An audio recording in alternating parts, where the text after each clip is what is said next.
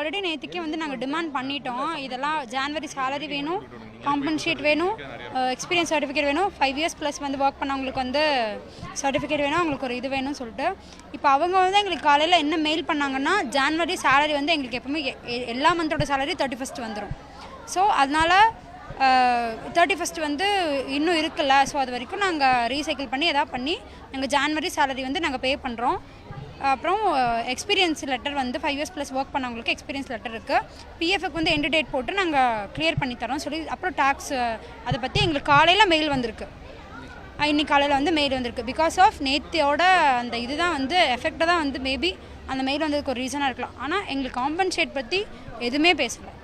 So வந்து அது முக்கியம்னு சொல்லி இப்போ எங்களுக்கு அதுதான் வேணும், காம்பன்சேட் வேணும். ரூல் படி எந்த கம்பெனி வந்து அவங்க ஷட் டவுன் பண்ணாலோ இல்லை என்ன பண்ணாலும் காம்பன்சேட் கொடுக்கணுங்கிறது வந்து அது ஒரு ரூல். ஸோ அந்த காம்பன்சேட் எங்களுக்கு வேணும். அதனால நாங்கள் வந்து இப்போவும் பேசிகிட்டு தான் இருக்கோம்.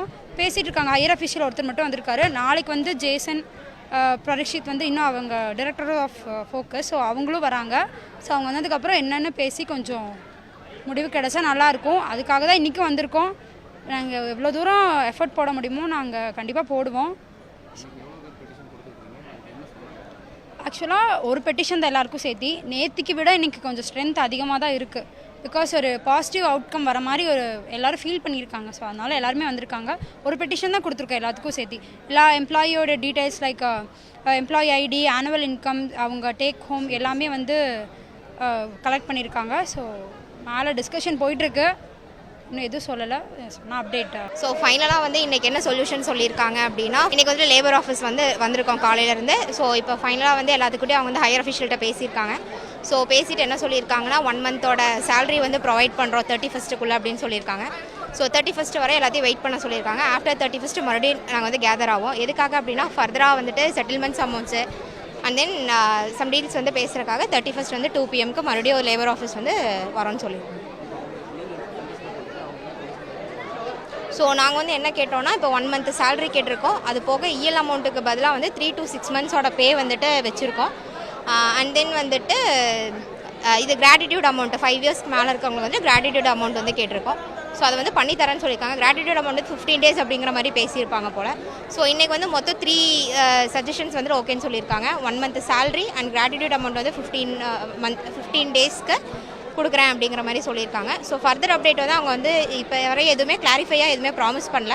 ஸோ இந்த 1 month சேலரி மட்டும் வந்துட்டு 31st கிரெடிட் ஆயிரும் அப்படிங்கிற மாதிரி ஹையர் அஃபிஷியல்ஸில் இருந்துட்டு கன்ஃபார்ம் பண்ணியிருக்காங்க. இப்போ பார்த்தீங்கன்னா நாங்கள் ஃபோக்கஸ்டு மெடிசன் கம்பெனியில் நாங்கள் ஒர்க் பண்ணிகிட்டு இருந்தோம். நாங்கள் ஒரு 2 yearsக்கு மேலே தான் ஒர்க் பண்ணிகிட்டு இருந்தோம். இப்போ லாஸ்ட் என்னாச்சுன்னா லாஸ்ட் வீக் ஃப்ரைடே இருந்துட்டு எங்களுக்கு ஒர்க் ஃப்ரம் ஹோம் கொடுத்தாங்க. ஏன்னு சொல்லி கொடுத்தாங்கன்னா, ஐடியில் ஏதோ ஒர்க் இருக்குது, ஐடி சப்போர்ட்டிங் சிஸ்டம்ஸை செக் பண்ணணும், அதுக்காக நீங்கள் ஒர்க் ஃப்ரம் போங்கன்னு சொன்னாங்க. ஸோ எங்களுக்கு ஃப்ரைடே ஒர்க் நார்மலாக தான் போச்சு. சாட்டர்டே மார்னிங் வரைக்கும் நல்லா தான் போய்ட்டு இருந்துச்சு. ஈவினிங் வந்து எங்கள் குரூப்பில் மெசேஜ் வந்துச்சு, இந்த மாதிரி மீட்டிங் இருக்குது, இன்விடேஷன் இருக்க வந்தவங்களா ஜாயின் பண்ணுங்கன்னு சொன்னாங்க. ஆனால் எங்களுக்கு எந்த இன்விடேஷனும் வரல. ஹையர் அஃபிஷியல் டிஎல்ஸு, டீம் மேனேஜர்ஸ், அதுக்கு மேலே இருக்க ஹையர் அஃபிஷியல்ஸ்க்கு மட்டும் மெயில் வந்துச்சு. அவங்களுக்குமே என்ன இருக்குன்னா, ஜூம் கால் வச்சுருக்காங்க.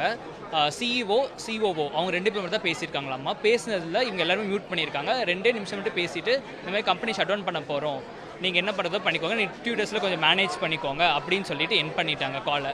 அதுக்கப்புறம் எங்களுக்கு 9:15 அது மாதிரி மெயில் வருது. இந்த மாதிரி சிஇஓ வந்து மெயில் சென்ட் பண்ணுறாங்க, இந்த மாதிரி கம்பெனி ஷட் டவுன் பண்ணிட்டோம், இனிமேல் நீங்கள் யாரும் எஃப்இவி டியூட்டர்ஸு கிடையாது, உங்களுக்கு எல்லாருக்குமே ரிலீவிங் லெட்டரில் சென்ட் பண்ணிடுவோம், நீங்கள் மண்டே வந்து லாகின் பண்ண வேண்டாம் அப்படின்னு சொல்லி மெயில் வந்துருச்சு. அதுக்கப்புறம் நாங்கள் என்ன பண்ணோம், எங்களுக்கு என்னென்னு பண்ணுறதுன்னு தெரியல. சண்டே இருந்துட்டு நாங்கள் என்ன பண்ண தெரியுமா, ஆஃபீஸ் போனோம். ஆஃபீஸில் இருந்துட்டு எதுவுமே சொல்லலை.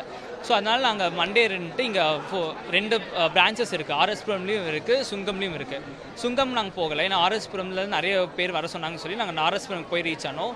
அங்கேருந்து மேனேஜர்ஸில் வந்திருந்தாங்க. ஒரு லெட்டர் லீவ் வாங்கினோம். அதுக்கப்புறம் நாங்கள் கலெக்டர் ஆஃபீஸ்க்கு வந்தோம். கலெக்டர் ஆஃபீஸ் வந்து கலெக்டரை பார்த்து அந்த பெட்டிஷன் ஃபைல் பண்ணிவிட்டோம். அப்புறம் எகெயின் கமிஷன் ஆஃபீஸ்க்கு வந்தோம். கமிஷன் ஆஃபீஸ்லேயும் பெட்டிஷன் ஃபைல் பண்ணியிருக்கோம். இப்போ இங்கே லேபர் ஆஃபீஸ்லேருந்து என்ன சொல்லியிருக்காங்கன்னா, நாங்கள் பேசுகிறோம், ஹையர் ஆஃபீஸர்கிட்ட பேசி எங்களுக்கு சேலரி வராதுன்னு சொல்லிட்டாங்க, எக்ஸ்பீரியன்ஸ் சர்டிஃபிகேட்டும் வராதுன்னு சொல்லிட்டாங்க, காம்பன்சேஷன் செட்டில்மெண்ட் அமௌண்ட் எதுவுமே வராதுன்னு சொல்லிட்டாங்க. இப்போ என்னென்னா, எங்களுக்கு எக்ஸ்பீரியன்ஸ் சர்டிஃபிகேட் இல்லாமல் நாங்கள் எந்த ஜாபுக்கு போக முடியாது. சேலரி கூட இல்லைன்னா நாங்கள் மேனேஜ் பண்ணிக்கலாம்னு சொல்லலாம். ஆனால் எக்ஸ்பீரியன்ஸ் சர்டிஃபிகேட் இல்லாமல் எங்களுக்கு ஃபியூச்சரே கிடையாது. ஸோ அதுக்காக இங்கே பேச வந்தோம். இப்போ பேசுனது என்ன சொல்லியிருக்காங்கன்னா, உங்களுக்கு செட்டில்மெண்ட் அமௌண்ட் வந்துடும், சேலரி அமௌண்ட் 2மே 31st அன்றைக்கி வந்துடும் சொல்லியிருக்காங்க. அட் சேம் டைம் எக்ஸ்பீரியன்ஸ் சர்டிஃபிகேட்டும் வந்துடும் சொல்லியிருக்காங்க. இப்போ 31st அன்றைக்கி எங்களுக்கு காம்பன்சேஷன் வேணும்னு சொல்லி கேட்டிருக்கோம். அது இப்போ தான் நாங்கள் சொன்னதுனால எங்களுக்கு 3 days டைம் கொடுங்க, நாங்கள் வந்து 31st அன்றைக்கி பேசி சொல்கிறோம் அப்படின்னு சொல்லியிருக்காங்க. இது இப்போதைக்கு நடந்திருக்கு. இப்போ எங்களுக்கு சேலரி வந்துடும், எக்ஸ்பீரியன்ஸ் சர்டிஃபிகேட் வந்துடும் சொல்லியிருக்காங்க. அதான் அது சொல்லியிருக்காங்க. ஏன்னா எனக்கு சேலரி வந்துடும். 31 ஜனவரி 2 o'clock வந்து எங்கள் அசம்பிள் ஆக சொல்லியிருக்காங்க. மேபி ஜனவரி 31க்குள்ளே சேலரி எங்களுக்கு ரிசீவ் ஆகலைன்னா ஜனவரி 31 ஆஃப்டர்நூன் 2 o'clock வந்து அசம்பிள் ஆக சொல்லியிருக்காங்க இங்கே. இப்போ வந்து 31 வரைக்கும் வெயிட் பண்ணி பார்ப்போம்.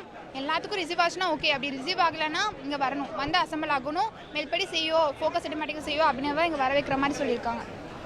இப்போ சேலரி வருதோ இல்லையோ, சேலரி வந்துடும் சொல்லிட்டாங்க. ஹையர் ஆஃபீஸர்ஸ்லாம் சொல்லிட்டாங்க கண்டிப்பாக சேலரி வந்துடும் சொல்லிட்டாங்க.